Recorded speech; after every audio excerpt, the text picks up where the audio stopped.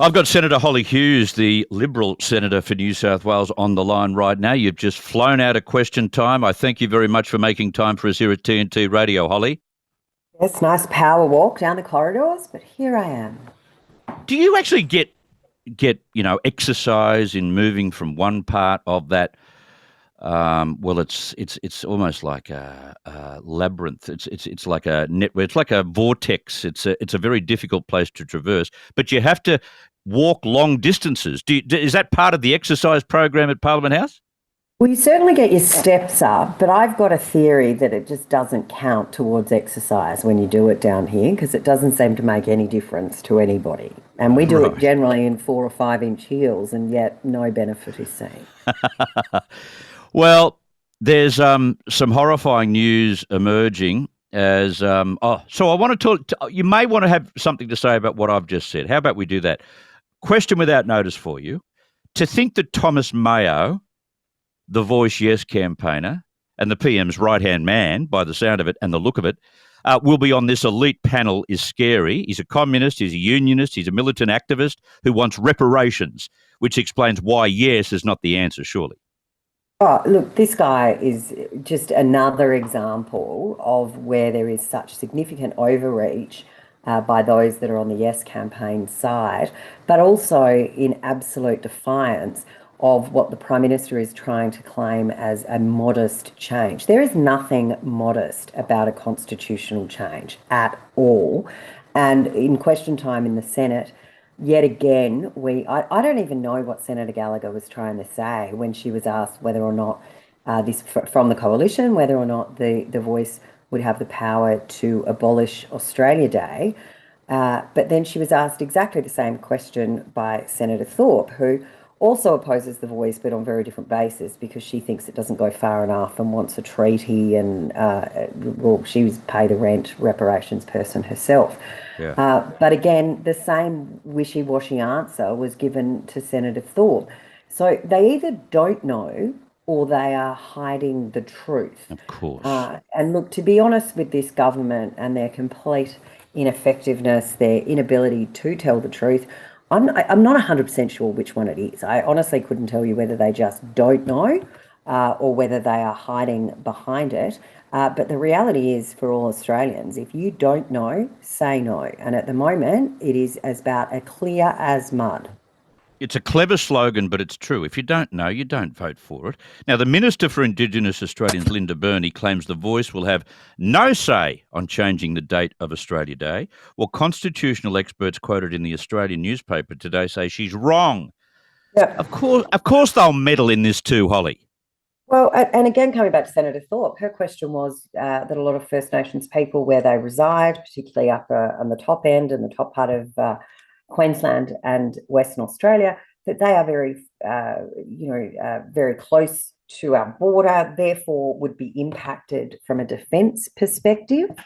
And again, we got an answer from Senator Gallagher that covered off, this will be able to help with education and health, with no mention of defence, even though the question was specifically around defence. It is just extraordinary. But we are being told consistently by very, very eminent legal minds that the Voice has the authority to give advice on every area that impacts Indigenous Australians. And the reality is, there is not one area of public policy that does not impact Indigenous Australians as well Exactly. as everybody Exactly. else. So they are, as I said before, they're either they don't know or they're hiding behind the truth. And as I said, we don't know whether there are so many policies they've put up without effective consultation, without detail, without any consideration of the unintended consequences. Is this another example of that? Or is this something more sinister in that they absolutely do know but are refusing to answer questions? Extraordinarily, the Prime Minister did one of his usual soft interviews on the left leaning The Project last night, which is a Of very course. left wing show on Channel 10, and was asked absolute softball questions by Hamish McDonald, and he couldn't even answer them. So if the PM can't get a good performance out of probably one of the most woke left wing television shows in this country, No wonder he won't talk to anyone who's coming from a more mainstream or conservative bent. Yeah. And people need to think very carefully about this. And you make a very good point. Try and think of a policy where they wouldn't have a say. I can't think of one. Now, maybe some people think, oh, no, they'll only sort of butt in when it's got something to do with Aboriginal communities in. No, no, no, no, no, no, no. Anything to do with health, anything to do with police, anything to do with every portfolio that exists, anything to do with infrastructure, anything to do with education, you name it. They will have a say in it, and it will delay the process of government, and it will skew the decisions that are eventually made.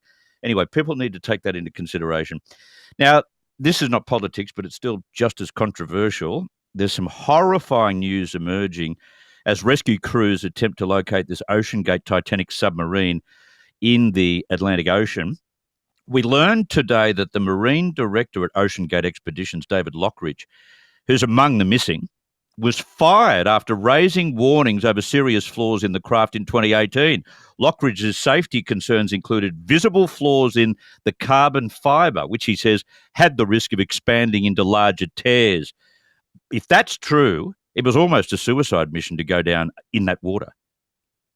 Frightening to think. And I was reading some of the articles of people that have done these dives before. And they said that on the first page of the waiver you signed, there's at least three different ways you could die. I was lucky enough through our defence program to spend 3 nights on one of our Collins class submarines underwater, and sleep on a submarine and spend 3 days underwater. I don't think that's an experience you'd want to do without some pretty good surety around you and some. The thing about submariners is they know if there's a problem, odds are they're going to pay with their lives. That's sort of part of the submariner code. And to think that people were just jumping on this thing, paying a huge amount of money to jump on something like this, yet there may have been known safety issues is, I'd suggest the in-house counsel at OceanGate is probably a little bit nervous at the moment. Oh, I think that might be an understatement, big time. I've got the one and only Hollie Hughes, Senator for New South Wales in Australia for the Liberal Party. We're talking about energy now. Australia's largest electricity transmission company, who must be rubbing their hands together when you consider, if you don't know, how many transmission lines have to be laid across Australia to make sure the renewable nirvana is connected to the grid. Well, they must be rubbing their hands together. They reckon the estimate across Australia is about 100 billion. Anyway, they're preparing to spend 16.6 billion over a decade just upgrading the East Coast power grid to keep the lights on. Almost 17 billion, I'd say. It'll get to 17 or 20 billion maybe. But this is how we connect the renewables. And so don't tell me, Hollie Hughes, that they are cheap. This will push up our bills even higher. Yeah, they're not cheap. And what a lot of people don't understand is that in order to hook up wind and solar in particular to our grid, we need an entirely new grid. And so we're talking, I think it's around 28,000 kilometres of new transmission lines to be installed. And recently in the Senate, over the past 2 weeks, we've had on numerous occasions, because we've tried to put it up a couple of times, an inquiry into what's going to happen with these power lines that are going to have to go over very productive farming land. Yeah. What is going to happen to the communities that are going to be impacted? Know. Well, this Labor Party is actually refusing even to hold an inquiry. So it's not a matter of they don't know, they actually don't want to know. And it is going to be very, very expensive to build an entirely new grid. We have 2 councils in Sydney already that are part of this sort of woke new areas, now represented by independents who said climate change was their most important issue. They have huge uptake of solar in their local suburbs, yet those local communities are objecting to the installation of a battery the size of a shipping container in their area where they can actually store all of these solar panels. So these people are unbelievable. They will lecture from on high. They want nothing in their own neighbourhood, and they have no care for how rural and regional communities are going to be impacted by this new grid. I've also heard today or this week that a number of people who have had solar panels installed on their roofs are finding that the off-peak rates are continuing to climb to such an extent that they've now got power bills at the same level that they had prior to the No. installation of solar panels, plus they have repayments on these solar panels. So they're actually Course. paying more.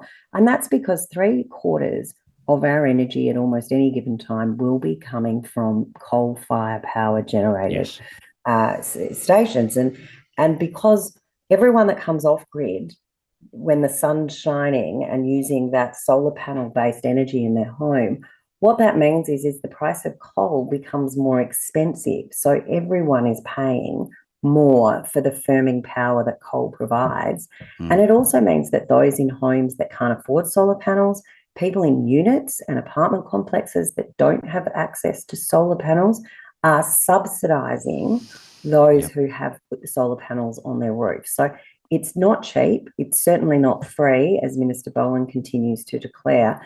It is very, very expensive, and it is actually very unfair to those who can least afford it. As my grandmother used to say, it's a pack-a-poo ticket. Yep, well, it sounds about right. She sounds like a very clever woman. Yeah. What planet are these Reserve Bank board members on, Hollie? The Deputy Governor, Michelle Bullock, says unemployment is too low and will have to rise to bring inflation under control. I just can't get away from hearing something like that and think it's heartless. And the same with the Governor, Phil Lowe's recent advice to Aussies about working harder and all that sort of stuff. It's just awful. It's heartless. This mob needs to go, don't they? Well, it's also economics. And, economics isn't based in kind and fluffy, compassionate True. terms. Economics is how the economy operates. And we are in the middle of an inflationary spiral at the moment. And one of the problems when the Reserve Bank makes comments like this, it is because they are battling against a government who's got a fiscal policy of spend, spend, spend. So, whilst the Reserve Bank is trying to put their foot on the brake of the economy to try and ease inflation, what we've got is a government who is increasing spending even in the latest budget by $185 billion. So, from a fiscal policy perspective, they've basically got their foot on the accelerator. So, Yeah. I actually, and I'm probably a bit on my own, I guess, talking to you, but I actually feel for the Reserve Bank. They have very limited levers they can pull. They have basically implored the government to ease its spending, and they've refused to do that. So they really are battling against trying to take the pressure off inflation, which then takes the pressure off interest rates, mortgage repayments, small business loans, all of those things that are actually now contributing more when you put in power bills, supply chain issues, et cetera, to that inflation. So I guess the comment about unemployment is more based around the fact that, if there is an issue with unemployment, and I think we're staring down the barrel of that at the moment, because businesses are going to have to make calls soon because they cannot afford their power bills. They cannot afford these wage increases that have been put in place by Fair Work Commission. They're going to have an increased cost to superannuation bills coming into their business bottom line. If you're in Victoria, they're going to whack you with a new payroll tax. Businesses are going to have to start laying people off. And, that is going to be really difficult for those people that are personally laid off. But it is because of the economic conditions that these businesses are finding themselves in. Yeah. As you know, I comb every newspaper, not just in Australia, but around the world because of what job I have here. And I cannot remember a single week like the last 3 days when I've read so many closures about household brand names, whether it be Rockport or others. I reckon we've had about 5 major brand names that have closed entirely because of the conditions that we've discussed just then, and it's only going to get worse. All right, here's the outrage of the year, the story I'm most concerned about.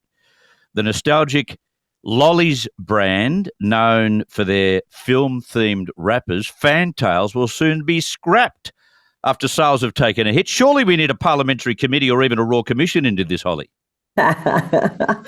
Look, I just think people need to go out and buy them again and show that there is actually a market for them, because the outrage... Vote with your mouth.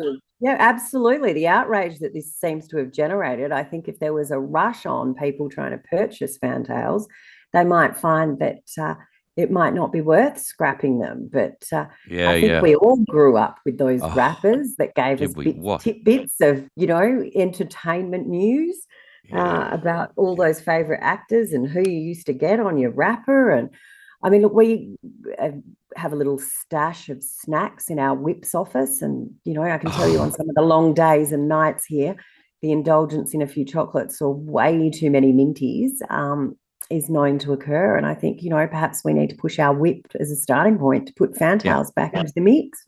Must go and talk to the Mm. whip about replenishing the stocks with fantails. It's all We'll the big issues. Yes, and we'll implore our listeners at TNT Radio to get out and buy their fantails like they've never done before. Look, when Polywaffle was banned and they weren't going to make Polywaffles again, I knew it was the end of my life as I knew it, but this is now the last straw. It's outrageous, Oh, and we must do something absolutely. about it. Yeah, great, Absolutely. great stuff. I'll let you get back to real work. Thank you so much for your time. There you, Smithy. Have a good week. Good on you. Thank you. Same to you, New South Wales Liberal Senator Hollie Hughes. Always great to catch up with her. What do you remember of all the great lollies from yesteryear? For those listening in the United States, your candies, classic candies that you remember fondly, but you can't get hold of nowadays. You can still go to some of those vintage lolly and candy shops and pick up some of those that you. I remember as a kid we used to have choo-choo bars. I couldn't find a choo-choo bar anywhere until I went to a vintage lolly shop in the Hunter Valley recently in New South Wales, and boy, did I have a field day in there.